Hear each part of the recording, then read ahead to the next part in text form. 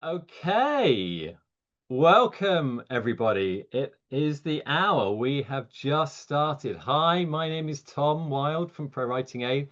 It's great to have you here. I'm so excited to see you all today. A little nervous. It's been a long time since I've done one of these. I've hosted a webinar, so please be nice. I love these events though. Always love getting a chance to talk to ProWritingAid users, ProWritingAid curious, and people who are just interested in what we're talking about with our guests as well. So I'm going to start by saying a huge thank you to all of you for joining, for giving me some time, giving us some of your time, and listening or watching this on the replay if that's what you're doing. We are going to be taking you on a voyage from manuscript to marketplace, not the other way around, manuscript to marketplace. And I want to say an extra special thanks to Pat and the team at BookBaby, who are going to be doing all the hard work. I'm leaving it to them today. I'll give Pat a proper intro in a minute, but you can see him on the screen already.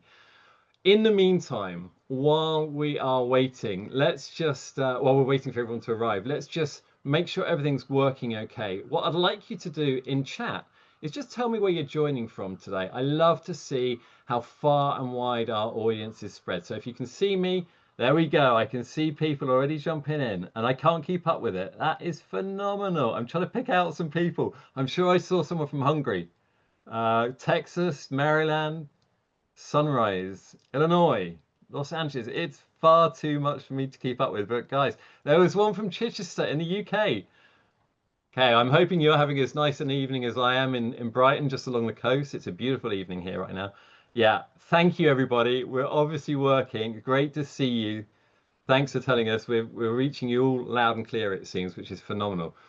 So while everyone arrives, I'm just going to run through what we're going to do. We are going to start by just talking quickly about do's and don'ts for tonight's session. Then I'm going to say hi to Pat, who's patiently waiting in the wings. I'm going to talk for about 5 minutes before I hand over the reins to Pat for the main event. Finally, we'll get to a Q&A round. We'll be wrapping up in about 55 minutes or so, maybe less.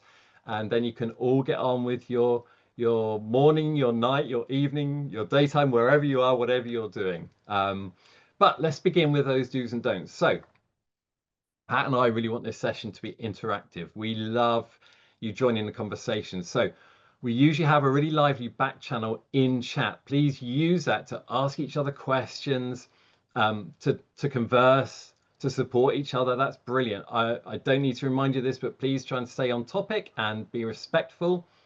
If, however, you want to ask a question of Pat or myself, please use the question and answer box, so Q&A. That way, your question won't get lost in chat. I can't guarantee we're going to get to every question today, but we're going to do our best. And we've got a team of others from BookBaby and from ProWritingAid 2 who are just moderating some of that. So we'll get through as much as we can. If we don't get to your question, feel free to reach out. We're at hello@prowritingaid.com. So if you want to contact me, hello@prowritingaid.com. And I'm sure Pat will be sharing some details soon as well. Final point. Yep, the session is being recorded. We'll post the recording on the events page hub that you've all got access to at the ProWritingAid website sometime tomorrow. And I know the team at BookBaby will also be sending you copies and links to the recording as well in the next few days. So let's get started. I'm just going to have a quick sip of water. And then I'm going to start, just spilled water all over my glasses. We're going to get started by introducing you to our special guest for tonight. So I'm delighted to welcome Pat Aylward, Senior Publishing Services Manager from BookBaby, here today. Pat has been helping independent authors publish for over 20 years and currently leads BookBaby's team of publishing specialists.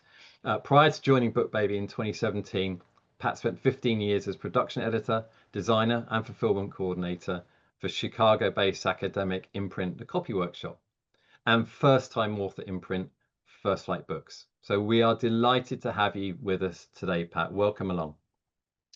Hello, everyone. I'm really happy to be here. Can't wait to talk to you all about self-publishing and hear some of your questions. Got a lot to get through. Now, Pat, before I fully hand over the reins, I know you're going to guide our writers and viewers today through the process of kind of positioning and publishing and also platform building. I'm just going to take 5 minutes first to highlight a couple of new reports from ProWritingAid. You may have seen them, but the Manuscript Analysis and the Virtual Beta Reader report. And the reason I'm doing that is because they're super relevant to the journey that you're about to go on from manuscript to marketplace. So these two reports are game changers for writers that have completed their manuscript. They mean that ProWritingAid can now give you a full story level editor report or beta reader report, even if your manuscript is a 300,000 word fantasy epic.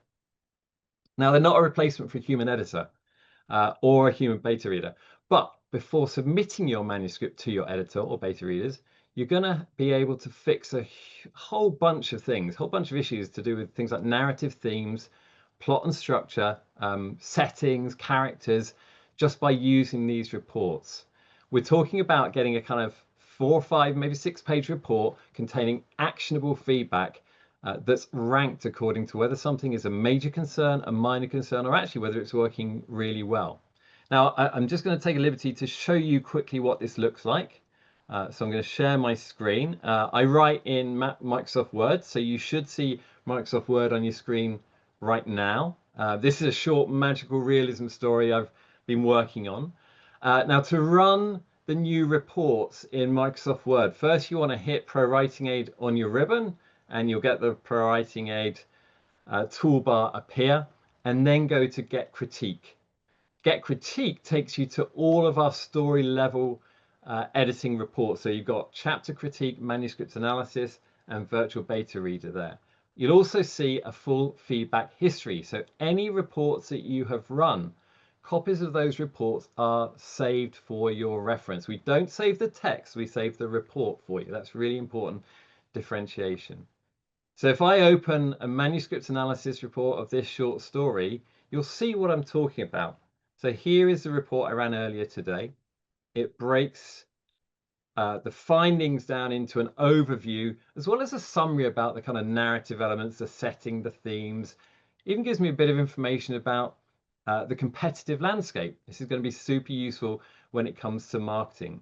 Now, as I scroll down, you're going to see some of the feedback that it gives to do with narrative themes, plot and structure, characters and setting that you can quickly navigate to up here. And here's where you'll see the color coding.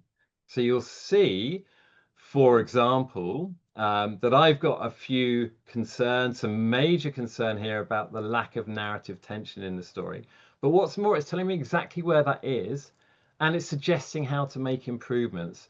So I can very quickly go in and understand where the weaknesses might be before submitting that to my editor. The virtual beta reader report is similar, but it's giving you feedback from the perspective of the reader. So it's going to tell you things like, where am I tempted to put the book down? Where am I losing interest? And you can see it also, with this report, will give me marketing feedback as well. So how can I think of possible titles for the book? What are similar books that I can compare this to? As with all of ProWritingAid's reports, none of the text we analyze is stored, saved, or used for training. So your privacy and security is completely guaranteed. And if you want to find out more, what I suggest is I'm going to drop a couple of links in the chat, and you can explore that in your own time after today's call. Now, I would recommend, I'm just going to stop the share there. I recommend you giving those reports a try. As I said, they're super relevant for this journey from manuscript to marketplace. We recently released some big improvements that are making, giving some incredible feedback from users. Every ProWritingAid user has a free credit to run one of these reports, whether you're a free user or a subscription user. And subscribers get big discounts on multiple or single report credits. We will be giving you a discount code at the end of today's session, so listen out for that. But that is enough for me. I've taken up more than enough of your time. Thank you for listening. But I'm going to hand over to Pat for the main event. So Pat, it's all over to you. All right. Thank you, Tom. Those are some pretty neat features. I'm feel like I want to go right as soon as this webinar is over and use some of those. But for now, let me share my screen and we'll get into talking about what you can do once that writing is done and kind of give you a big overview of how to go from manuscript to marketplace. So here we go. All right. Should be seeing my screen here. Um, before I get started, I want to kind of go over what the objectives here are and tell you a little bit about BookBaby. I imagine a lot of you are familiar with BookBaby, but just in case you're not, BookBaby is a self-publishing services provider. We're a company that offers everything that an independent author needs to go from a finished manuscript to a published book, from manuscript to marketplace. All those services are available a la carte, and our goal really is to provide professional strength services, high quality work that will allow you as the independent author to stand up next to a traditionally published author, both in terms of quality of content, of design, print quality, and breadth of distribution. So we'll get into what each of those steps are and how we can help you and what your options are. That's going to be one of the important factors here is letting you know what kind of options you have as you move through the process to complete each step. Because you can certainly use a partner like BookBaby, but you've got other choices as well. We'll touch on those. By the end of this, I want you to have some confidence that you can publish successfully. You'll know a little bit more about how to publish, about what the steps are. You'll know about some common pitfalls that I'd like you to avoid, and you'll have some more resources. Obviously, the information we're going to give you here, we'll also send you some more resources after the session, and we've got a ton of great information on our blog.bookbaby.com, and our website bookbaby.com. All right, let's get into it. So at BookBaby, we break down this big process of self-publishing into three kind of big steps. The first one, finish the book, finalize and polish your manuscript.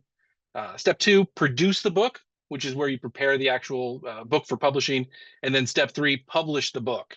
When I'm talking about finishing the book, I'm talking about finishing your manuscript, polishing, self-editing, beta readers, all the stuff that Tom just talked about. That's all stuff that you're going to do to actually finish your manuscript. Now, ideally, once you're done with that, you're going to take it to a professional editor as well to make sure you're putting out the best possible product. The production step, produce your book, that's about getting all the components together, the cover, the interior, the ebook, the ISBN, all the stuff that's going to go into making the product, the physical product and the digital product that you're going to sell through all the retailers. And then the biggest step, publish the book. Everything we're going to talk about today is part of publishing, but publishing, by definition, is making your book available to the public, which we accomplish through book distribution. And then, of course, once you publish the book, you're going to need to tell people about it, and that's where marketing and promotion comes in. That's all part of that final step. So let's get into some detail, and we'll start with step one. So, as I mentioned, you got to first finalize and polish your manuscript. I think you all know that it's important that you put out a good version of the book. In most cases, you've probably been working on these titles for maybe years. I've worked with authors who spent decades working on a book. You want to make sure that when you do finally put it out, it's the best version it can be. That's probably one of the reasons it's taken you the time as it has, is you've been perfecting it. So now that you've written the end, you've finished the actual story, there's still some steps. You've still got to do your own revising, your own self-editing, and if you use some tools like ProWritingAid, you're going to be able to take advantage of their beta reader tools and other things to make sure that you've really got a solid manuscript. You need to make sure it's a solid manuscript, that it's really ready to publish, because you're only going to get one shot at this, one first impression. If you're doing fiction, you don't want to have typos and errors that pull the reader out of the story. If you're doing nonfiction, I mean, credibility is hugely important, right? You don't want the reader to find errors in the first few pages and then not trust what you're telling them the rest of the book. So we all know editing is super important, and that first step of self-editing, of using available tools to really polish your manuscript, is hugely important. Once that's done, you still should get a final round of editing. Now, I'm going to recommend you get professional editing. Certainly, you can do it yourself, and I don't mean by editing yourself. I mean by finding a friend, maybe somebody who used to be an English teacher, something like that. That's okay, but ideally, you're going to get a professional literary editor, somebody who has experience editing books and editing books in your genre. A professional editor is going to provide objective feedback in a way that your friends and acquaintances might not be able to. Also, just because of their experience, they're going to be able to provide better feedback, and it's a fresh perspective. Again, outside of your personal network. I mean, a professional editor, doesn't know who you are. They don't know anything about you. They don't know what you've written before. They don't know what you do for a living. All they have is that manuscript in front of them. So you're going to get objective, fresh feedback from a professional editor. And again, I think hiring a professional literary editor, somebody who is experienced in editing books, is very important, as opposed to somebody who maybe has experience just doing copy editing and marketing, or editing academic papers or something. Somebody who has edited books is going to be your best bet. And of course, there's a lot of ways to get a professional editor. There are different companies and services out there. BookBaby, what we have is we have this huge network of editors. That means we can offer editing for every genre. Whatever it is you're doing, we have an editor who works in that genre, who has experience in that genre. And so we can get you set up with somebody who's going to make sense for your project. If you're going to go find a freelance editor, you just want to make sure you really trust that they're going to give you good work, that they're not going to shortchange you, because editing can get costly. Different places charge different ways, but you're probably looking at least a few cents a page. Or I'm sorry, a few cents a word, a few cents a word, depending on the editing you choose. Now, getting into the different types of editing, we've got some great articles on the different types of editing and which kind is right for you on our blog, again, blog.bookbaby.com. But let me run through them really quickly. The first one, developmental editing, that's really somebody who's going to help you figure out your story, help you, figure out the characters, the story, the whole thing, the direction of your work. Or if it's nonfiction, help you organize and direct that, make sure you're getting your message across. Developmental editing is an early stage process. It can be really costly. It can be difficult for an independent author to find a developmental editor who has the time and is affordable to work with. You may not need it. Like I said, a lot of you have been working on your stories for a long time. You probably have the story the way you want it. You've used ProWritingAid, so you fixed some holes there. Probably what you're going to need, and what I recommend for any first-time author, and basically any author, is line editing. Line editing is going to be a line-by-line edit. They're going to look at the flow, the structure, the characterization. They're not going to tell you how to write the story, right? They're going to take the story that you've given them, but they're going to help you improve it, fix some plot holes, maybe make sure that you're sort of paying off on the things that you talk about earlier in the book. If you are a nonfiction author who has a lot of experience writing in your genre, you publish articles all the time on your subject, and now you're writing a book about that, maybe you don't need a line edit. Maybe you'd be fine with just a copy edit. A copy edit is just a really thorough review of the grammar and style. It's making sure that you're grammatically and stylistically consistent from the beginning of the book to the end. Are you using the same kinds of dashes and things like that, but also in the way you word it. Making sure that you're that it's correct mostly, right? Proofreading would be a final level. Proofreading is really a last stage. You think the book is perfect. You've already done all the editing, and the proofread is just looking for some final errors that you don't want to go into print. So proofread, I definitely also recommend to everybody, but as a last step after you've already done the other kinds of editing. So you finish the book. You finished your writing, you got the editing done. Hopefully you were able to get some professional editing. Now it's time to do the step that I call produce the book. And this is a big step. Obviously, there's a lot here. I've got some big check marks, some big items. But I want to mention, I'm using the word produce here really intentionally. I've no doubt that you've written a really great book, right? You've spent a lot of time, you've put a lot of effort and talent into writing a wonderful story, or a really powerful self-help book, or whatever your book is. It's a great piece of art, right? And it's an expression of your talent and your style. But what you're creating now is a product, right? A product that can sell.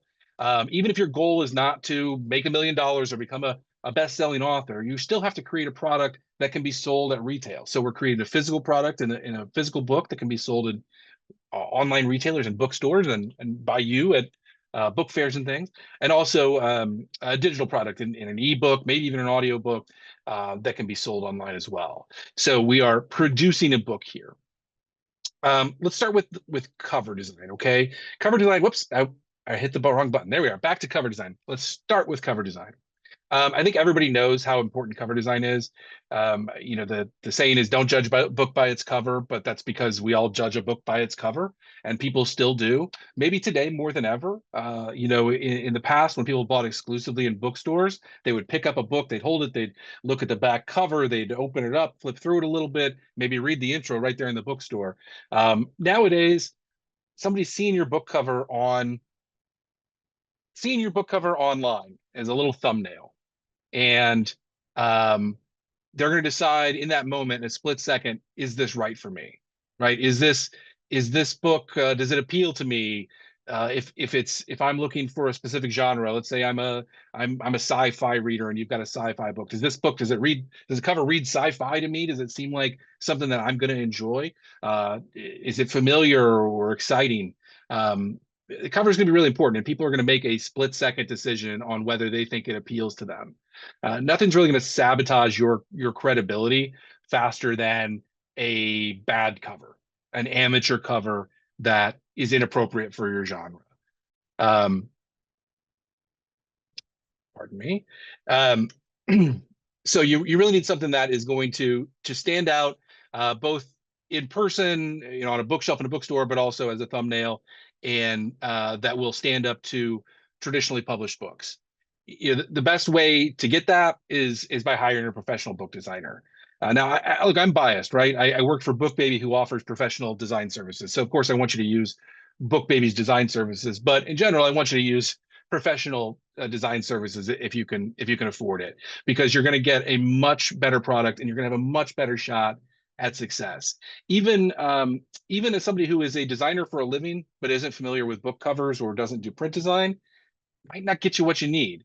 I've seen a lot of covers come from talented, web designers or artists that don't really work as book covers for one reason or another. A lot of times it's just that they're not set up correctly to print. Print work requires certain skills and knowledge. So I really do recommend you get a cover design. And again, I can't recommend BookBaby enough. Actually, we're going to send you a coupon after this for $50 off our cover design service. And I definitely vouch for BookBaby's cover design service. I actually have a cover design project right now with the BookBaby design team for a book that I'm doing. So I trust them entirely. Now, the next piece here, interior formatting. This is one that a lot of people overlook. First off, interior formatting is the term that we use to talk about the design and layout of the inside of the book. You may think of it as layout or typesetting or something like that, but we call it interior formatting.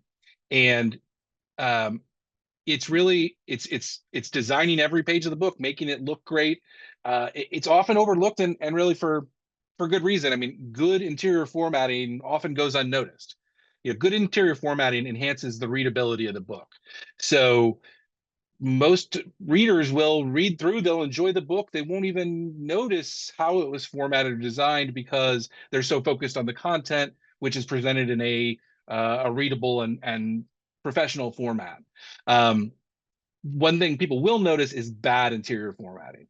If you've got really thin margins, so my thumb's got no room to sit on the page, or you've got your page numbers in the wrong place, or you're using some odd or unattractive fonts, it can really distract from the content. And I think that's even more important when we're talking about a more image heavy book or more graphic heavy book, like perhaps a textbook or a photo book or anything with a lot of pictures that might have a more complicated design than your standard novel. Whatever kind of book, professional interior formatting will make a difference for you. It really needs to not only look good, but it needs to work the way a book is supposed to work. And I know that seems like it would be obvious, but it takes time to figure this out. I have a lot of experience in interior formatting. I did it for a living for almost a decade, and it's not easy to get it right. It takes the right tools and the right experience. One thing I'll mention here, a lot of authors believe that they can do their own formatting because we all have experience working in Microsoft Word. You're probably composing your manuscript in Microsoft Word. You might have made some sort of document in Microsoft Word that had a little bit of design to it. But Word, Pages, these are word processing programs. They're not really document design programs. There are things that you need to do with a book that just don't work quite right in Microsoft Word. So I highly recommend getting a professional designer. Of course, BookBaby's team can help you with that as well, with your interior formatting. Now, moving on to ebook. I think most of you are going to want to release an ebook. I'm assuming you've thought about that, whether you read ebooks or not. A lot of people do. There are a lot of advantages to ebook, higher royalties, some other things that I'll get into actually a little bit later. But the good news about ebook conversion is that it's pretty easy and pretty low cost, especially if you've got a novel, just a text-based book. You're going to end up with with a fairly low cost conversion, even for a good quality conversion. I mean, BookBaby does a high quality conversion that is going to function on all devices and apps, and we charge 99 bucks for it. So, and that's for a human being to actually get involved and do the conversion. We don't just shove it through some software and have it come out the other end. So, the ebook, I think, is something you should absolutely consider if you haven't. Another good thing about ebook is if you have a well-designed print book, if you've gotten interior formatting and you've gotten professional interior formatting, that file's ready to convert. You've got a nice clean print document that will convert cleanly to ebook, look good, work good as an ebook. So if you've already used professionals on that first step of interior formatting, then you're going to have no problem with the ebook conversion. If you haven't, it's still pretty easy to do an ebook conversion because we can do that directly from a Word document. And as long as everything's in the right order and pretty clean, it's going to convert well. So that's the print book, right? We've produced a print book. We're producing an ebook. I don't have audiobook on here. Certainly you can do audiobook. Audiobook can be a challenge for a new author. They can be really costly to produce. And if you don't already have an audience who's going to be prepared to buy that audiobook, it may not be the best financial decision for you. But audiobooks are only growing in popularity.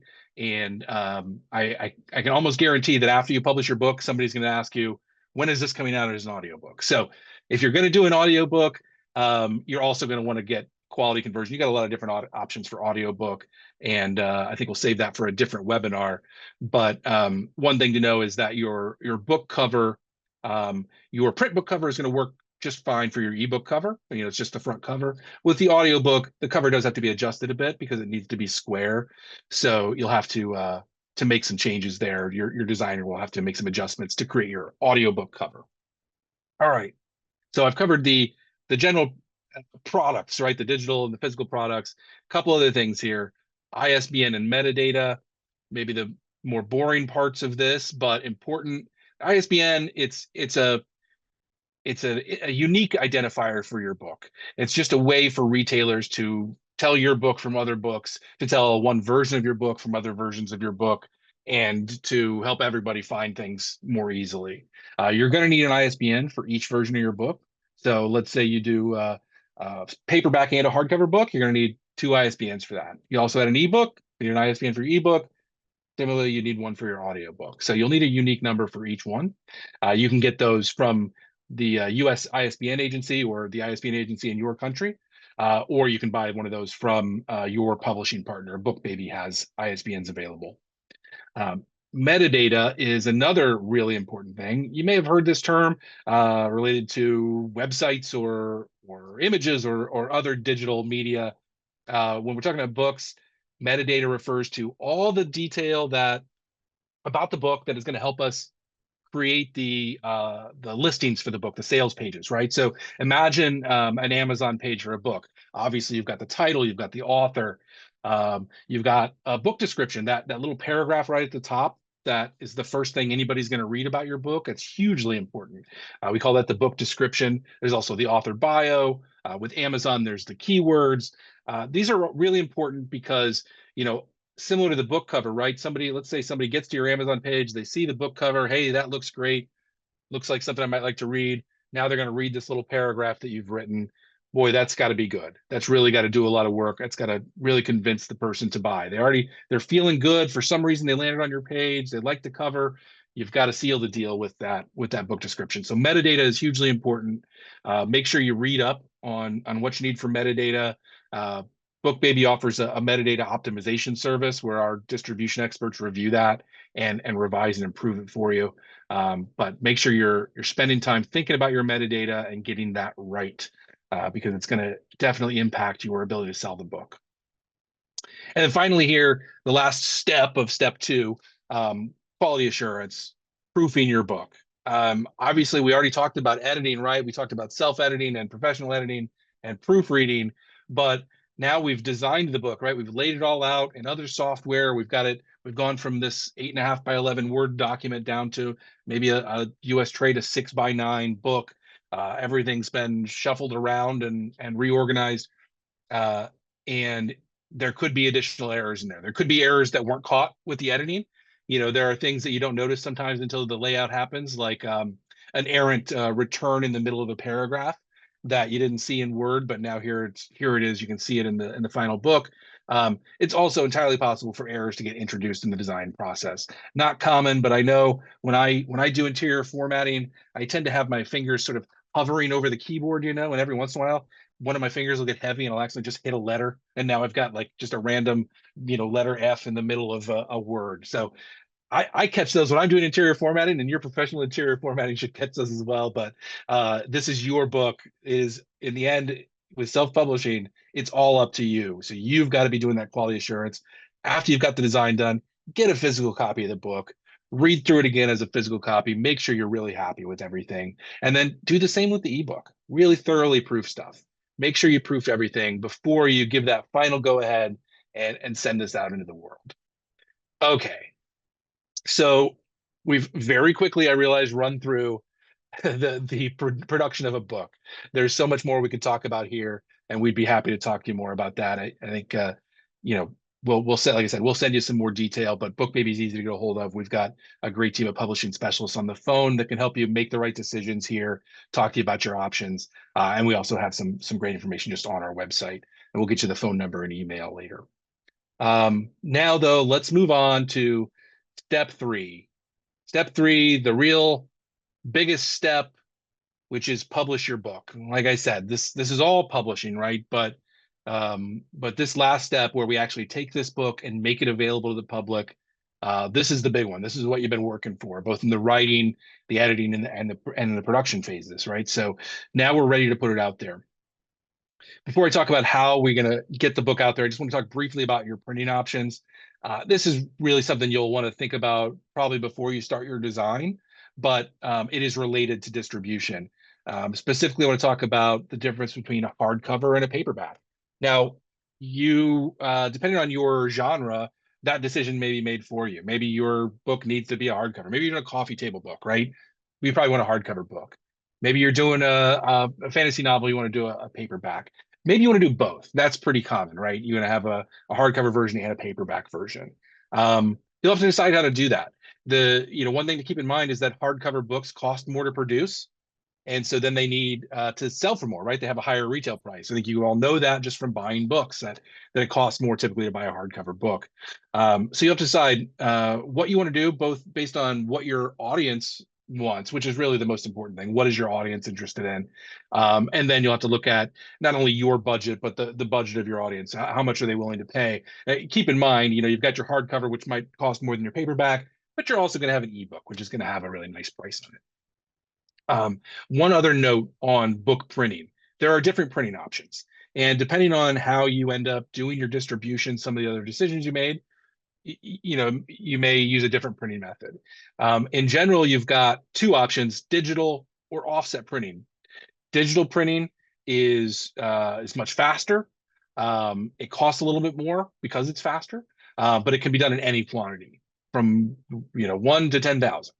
And when you're doing digital printing, you have two kinds of printing, and you'll be familiar with these probably because they're the same options you essentially have with your home printer. Inkjet or toner. We call it laser printing, usually with home printers. But they're two different technologies. Inkjet is just like it sounds, right? It's spraying wet ink onto the page with a little jet, that can lead to dot gain and some other issues.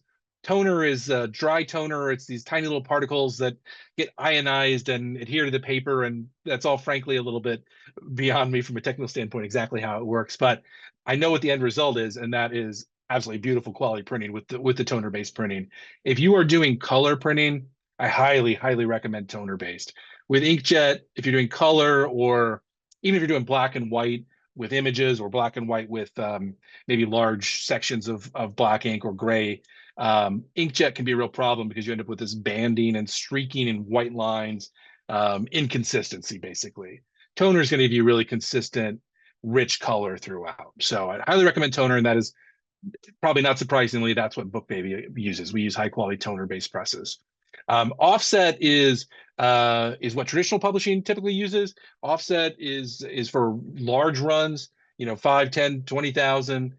It usually costs less per unit, but that's because you're buying a lot more copies. It also takes longer, maybe a couple of months as opposed to a few days. So there are things to consider there, but a lot of that's going to be determined by how you decide to distribute your book and what your demand is for the book. So let's get into that distribution. And I'm using these words of maybe kind of interchangeably, right? Publishing and distribution. Publishing is making the book available to the public, but distribution is how we do that. We distribute the book to retailers and wholesalers so that they can then make it available to the individual buyers, the readers. And you're going to have the option to do this yourself or to use a partner, and in a couple of different ways. And I guess I want to just briefly, I think I've talked about that previously here when we talked about cover design, interior formatting. Throughout this entire process, you're going to have to make decisions. Am I doing this myself, or am I going to pay somebody to do it? Any kind of, if you have a small business or doing work around your house, you kind of have to decide that. Am I going to fix the plumbing under my kitchen sink myself, or am I going to pay somebody to do it? You have that option with basically every step of self-publishing. As I said, I always going to recommend the professional option. With distribution, I really can't recommend getting a partner enough. Trying to do this yourself, it's almost impossible for an independent author. You really can't possibly get your book into every single retail and wholesale outlet without working with a partner as an independent. So you're almost certainly going to work with some kind of distribution partner like BookBaby. Now, BookBaby, we make it pretty easy. We work with all the major wholesalers, all the major retailers. We list the book with them so that they can buy the book, that people can buy the book through their sites. You could also work with retailers individually, or find other partners who do distribution like we do.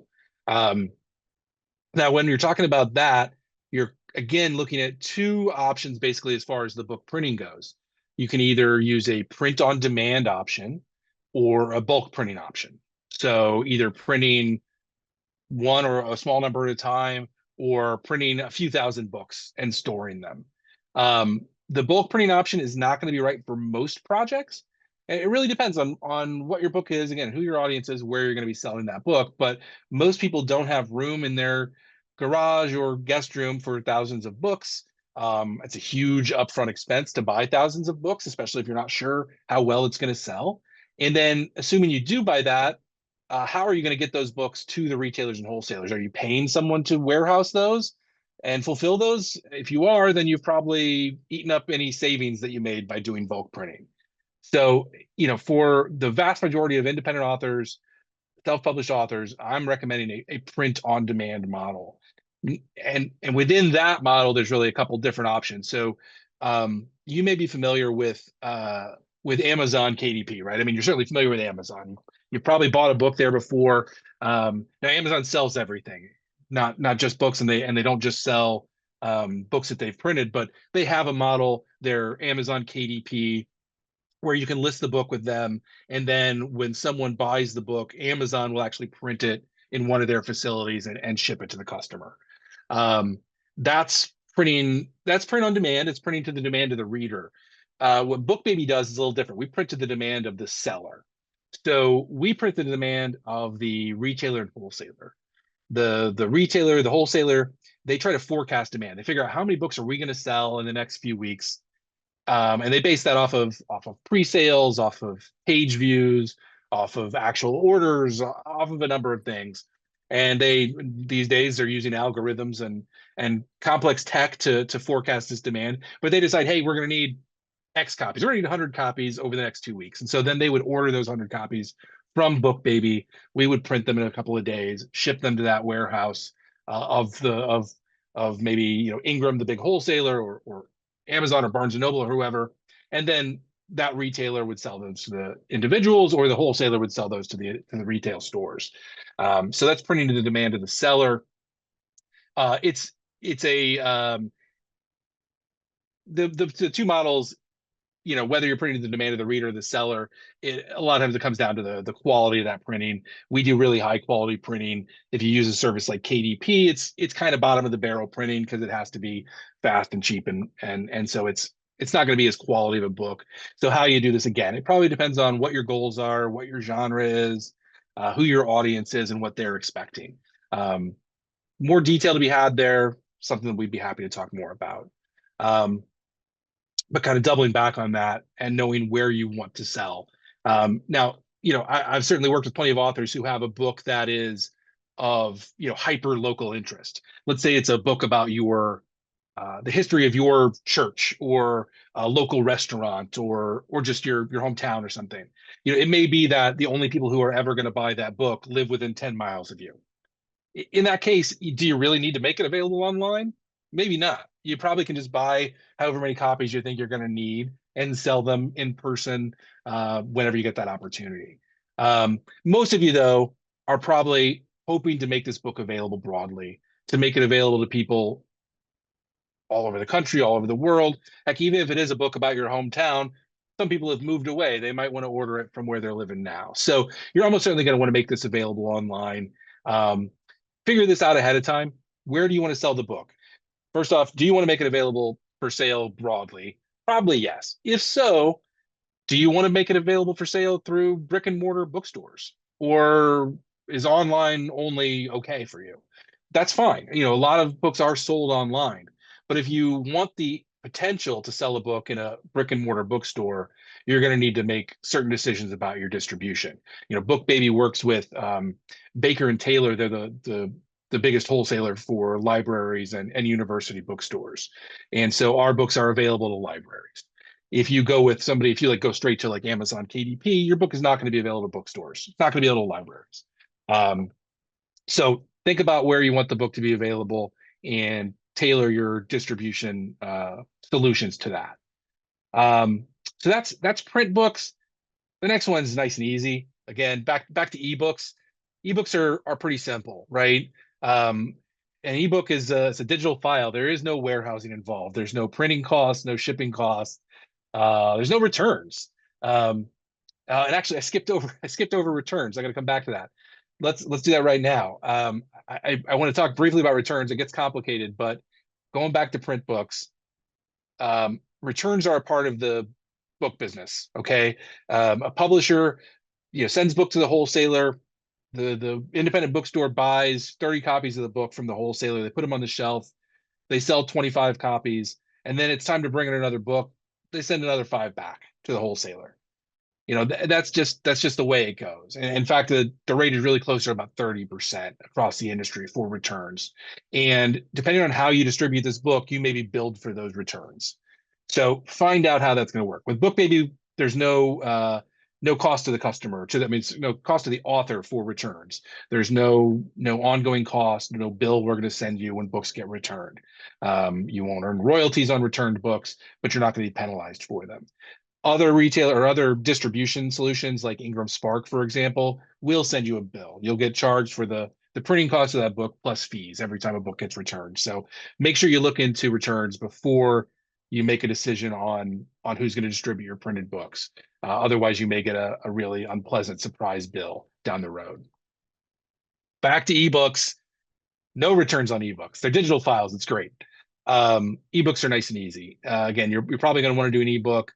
One really nice things about ebooks, again, because there's no warehousing, no shipping, they're really easy to sell internationally.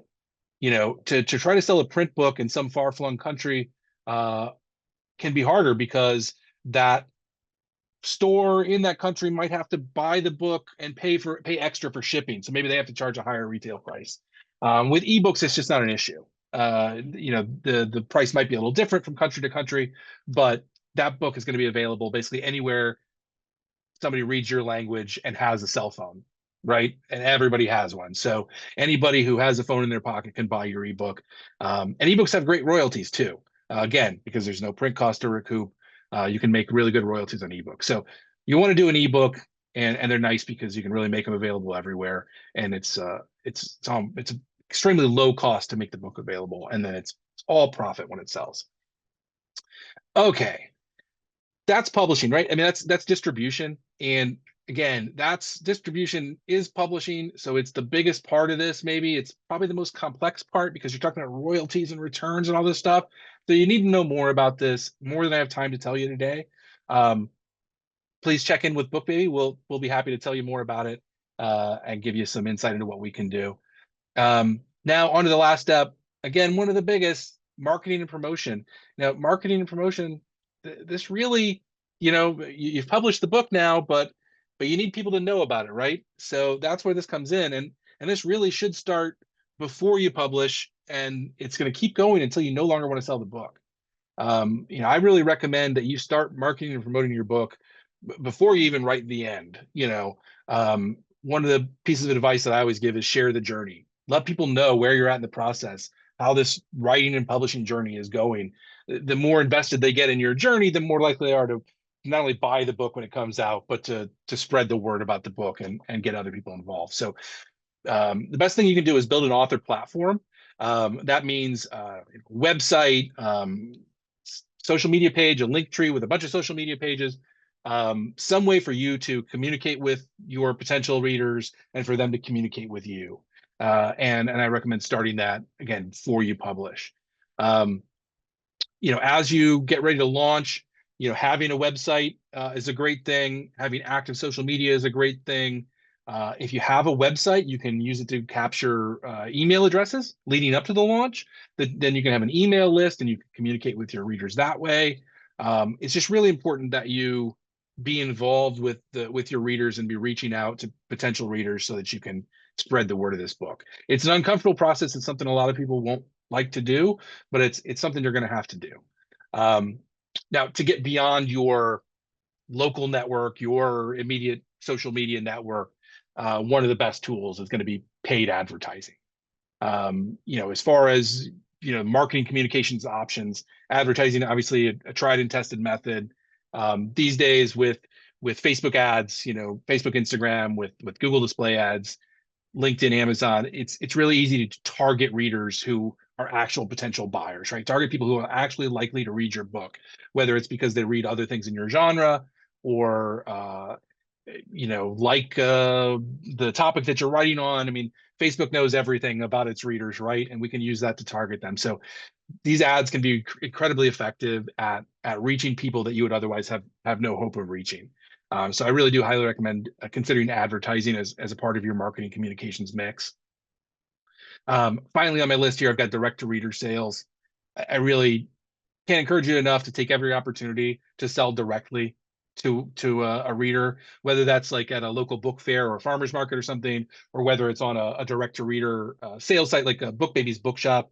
We give our authors a dedicated sales page just for their book, where an reader can buy the book and then share their contact information with the author. And either way, whether it's in person, you hand them the book and they hand you some cash, or whether it's using a direct to reader platform like Bookshop, you're going to be able to earn a much higher royalty in that way, and also just have a more direct interaction with your reader, which is going to make them more likely to spread the word about your book. And word of mouth, even in the digital age, is still the best way to spread the word about a book. All right. I know I kind of rushed through that, but I also kind of took a long time. So gonna move on from those 3 steps. Gonna give you a few last tips. I'm going to talk about some pitfalls to avoid. I've been doing this for 20 plus years, and I've seen so many authors make mistakes, not listen to my advice, or come to me after they've already made mistakes. At BookBaby, we do a lot of what you might call redemption publishing, helping somebody republish a book after things went wrong the first time. But things I would really like you not to do: rush the editing process. You spend so much time writing this book, thinking about it, revising it, self-editing. Don't rush that process, and don't rush the professional editing process. Make sure the manuscript is really done before you get started on the design and production. And then don't skimp on that. You know, I even if I've got a nephew who's a great artist. I'm not going to have him design my book cover. He doesn't know anything about designing book covers. I'd love for him to paint me something, maybe paint a picture of my cat. That would be great, but not design my book cover. For that, I'm going to use a professional book designer. You don't want to spend all this time writing a great book, editing a great manuscript, and then you put out a lousy looking amateur cover that nobody wants to buy. Don't choose the wrong distribution model for your goals. We talked about that. Figure out where you want to sell, how you want to do, who your audience is, and then choose the right distribution model to make that happen. Again, don't rush. I mean, I think this is going to be one of my main messages, right? Don't rush this. It takes time to do this right. And I have talked to so many authors who call me and they say, hey, I spent the last 10 years writing this book. I really want to publish it next month. Take your time, okay? Take your time with the editing, take your time with the design, and don't rush the launch. One big mistake I've seen so many people make is they schedule like a launch party before they've even finished the cover design, before they even set the actual release date for the book. And now the release date is in September, but they've got a launch party planned in August, and they're trying to figure that out. So don't rush the launch. Make sure you've got everything lined up. Get all your ducks in a row before you set that release date. And then finally, do not ignore marketing and promotion. You're going to put through all this effort to create a book, to publish that book. You got to put in the effort to let people know about it so that they have a chance to read it and to share it with other people so that this can get out there and do what you actually want to do, which is you want to reach people and have them read your work. So don't ignore marketing and promotion, as uncomfortable as it might be to promote yourself. You got to keep at it. And that actually can bring me to my conclusion here. Self-publishing is great. It's empowering. It gives you control, as opposed to a traditional publishing where the publisher is going to make your decisions for you. But you're in charge. You're responsible. So it does require planning. You've got to know what you're getting into. You got to make good decisions, be informed, and then you can have a great experience. Take your time. Like I said, don't rush this. Focus on quality in the editing and the production stages. Make your distribution decisions before you plan your launch. Know what you're doing before you tell everybody in the world, hey, the book's coming out next week. Make sure it's actually coming out next week. And then final tips: be patient throughout the process. The publishing process can be frustrating, right? You're taking this great thing that you created and you're turning it in another format. So be patient and then be persistent. Don't give up. It takes time to find success with publishing. Keep at the marketing. Keep talking to people about the book. Sometimes the best way to sell a first book is to put out a second book. So just be persistent, stick with it, and don't hesitate to ask for help. There are lots of online communities. Wherever you are online, there's probably a community for authors, but there's also ProWritingAid. You saw how much help that can give you. And then, BookBaby, we'd love to support you on this journey. We have people on the phone who can talk to you and help you through the process. With that, I think I'll turn it back over to Tom and do a little Q&A. Pat, thank you so much. I've learned so much. I mean, ProWritingAid looks after writers at a certain stage of the journey, but my goodness, I feel we could have filled 2 hours there. Some great comments. Thank you, everybody, so much for your lovely comments about the presentation, but also the questions. I cannot believe how, and I've got to say thanks to the back office team here as well, who are working answering some of these questions. There's no way we could have got to all of these. We have got a few that I'm just going to run through now. We've got like 5 or 6 minutes, so let's get straight into some of those questions, Pat, if you're okay. So the first one came: where can I find beta and sensitivity readers? What's your recommendation for that? A lot of times the best way to find beta readers is going to be through some of the online marketplaces. Some of your beta readers, for a lot of people, your beta readers are going to be people you already know. Yeah. People that you trust to be good readers, avid readers. That's a good beta reader. You can also pay somebody to do it. I think a virtual beta reader is a great place to start. But then you can find sort of paid beta readers out there. But start with people who are avid readers and like your genre. That's the easiest, cheapest way. Great. Thanks for that. Okay, I'm just going to move quickly on because, I want to get through, I think, 5 if we can. If I provide the layout in a Word format, does the BookBaby team lay it out nicely for us. I'm working on a Humans of Savannah book with interviews and photos, but I need help with the layout. Word doesn't quite cut it. Yes, good. You are right. Word doesn't cut it for that. We would do a great job with that. With a book like that, you've got, you know, some different kinds of text, right? You've got an interview, you've got probably some prose, you've got photos. You want a good book designer who's going to put together a beautiful book for that, and that is exactly what our team would do for you. And we have a 100% satisfaction guarantee on our design work, so I know you'd love what we'd put together for you. Awesome. Thanks, Pat. Next one. How does developmental editing aid nonfiction? It seems like it's more for fiction. That's true. It really is more for fiction. It's really more about developing the story. With nonfiction, it's probably more about making sure you're presenting information in the right order, you Yeah, know, which can be hard for a nonfiction author. You know everything about your subject. So a developmental editor might help you um, get the reader's perspective a little better. awesome. Thank you. With your print on demand printing, are you not printing and sending a copy to an individual purchasing the book like Amazon does? Is that correct? That's correct. We print to the demand of the bookseller. So Amazon, for example, they try to keep 2 weeks worth of inventory in stock. If they think that's 65 books, they're going to order 65 books from us. We'll ship them to Amazon, and then they'll send it to the reader when the reader places the order. Awesome. Actually, I'm going to jump in with one for ProWritingAid. There was a few questions here, and some people asked about a deeper dive into ProWritingAid. Hey, this is for our guests. Maybe we wanted to showcase some of BookBaby's work. We do deep dives into ProWritingAid. Keep an eye on our events page or join our community. You will always find them there. We've got one coming up in September, I think. But the question was, is it true that AI, like ProWritingAid, will use the work posted as training AI? That is categorically not true. So ProWritingAid is one of our foremost kind of most important aspects. We believe that your work is your work. We never use the data, the text that we analyze for any training purposes, nor do we store it or save it. So just to be really clear on that one. We've got one more question, Pat. It's Amazon does hardcover, Kindle, paperback. Who does inkjet, toner, and offset? I didn't get that. Could you expand on the print quality and how it's better? Sure. So Amazon KDP, they use inkjet printing. Ingram Spark, if you work with them, they do inkjet printing. Inkjet is fast and it's a little cheaper, and it gives lower quality results. So yeah, KDP, if you go with them, they're going to be printing inkjet. If you need high quality books, you really want to look for a toner based solution. Cool. Pat, thank you so much. Before we go, I'm going to add in chat right now the discount code. I know it's the same for both products. So the discount code for ProWritingAid and BookBaby is PWABB25. I think Pat's already outlined it's $50 off from BookBaby. For ProWritingAid, it's 20% off our subscription, our annual subscriptions. It is limited for ProWritingAid. I think it runs until the end of July.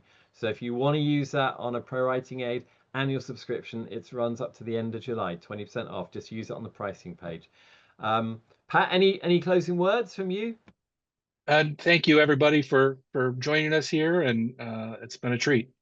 Great. And thank you so much for giving us some of your time. These things are awesome. We love having guest presenters. We've loved having Pat here. So huge thanks to you, Pat. And a huge thanks to everybody that's given up some time. Had a great conversation, some brilliant questions asked as well. So hopefully that's been super useful.